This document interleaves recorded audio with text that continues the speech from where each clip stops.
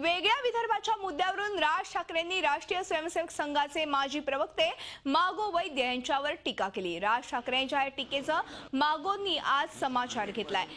गरज त्यांनी व्यक्त केली आहे। आता त्यांच्या मागणीवर राज ठाकरे काय भूमिका घेतात याकडे लक्ष लागलंय।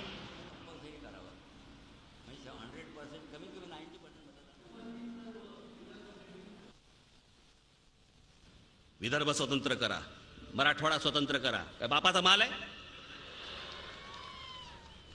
ते कोणतरी एक मागो वैद्य, त्याला काय वाटलं मागो ते मिळेल? महाराष्ट्राची म्हणे 4 राज्य झाली पाहिजेत। काय तुमच्या वाढदिवसाचा केक वाटला काय?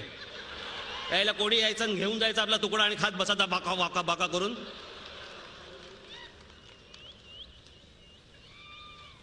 तर मागो वैद्यांना आता काय काय बोलायची गरज आहे? इतकी वर्ष झाली, वय झालं, सगळ्या गोष्टी झाल्या, आता कशाला? आता पृथ्वीपासून स्वतंत्र व्हायची वेळ आली। भाषा ही हा एक घटक आहे राज्यव्यवस्थेचा, पण तो एकमेव घटक नाही आहे। आणि शिवाय एका भाषेचं एकच राज्य पाहिजे हा आग्रह चुकीचा आहे, अनाठायी आहे, अयोग्य आहे। महाराष्ट्राचे माझ्या निकषाप्रमाणे 3 कोटीचं एक राज्य म्हणलं तर 4 विभाग होतात। आता कोणी माझ्या तोंडामध्ये मुद्दाम 4 तुकडे होतात म्हटलेलं आहे, त्यापैकी कोणी असतील या ठिकाणी। मला अखेर त्याला रागावून सांगावं लागलं, तुमचे शब्द माझ्या तोंडात घालू नका। मी 4 भाग म्हणतो, व्यवस्थेच्या दृष्टीने म्हणतो।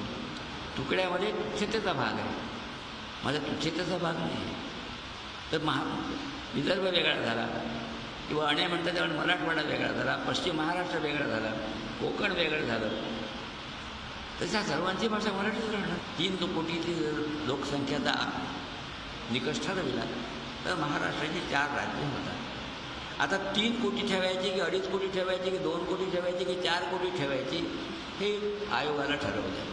आणि आयोगाने लोकांच्या ज्या भावना आहे, लोकांची जी सुविधा आहे, लोकांची जी व्यवस्था आहे, लोकांची ज्याप्रमाणे सोय होणार आहे त्याप्रमाणे ठरवलं पाहिजे।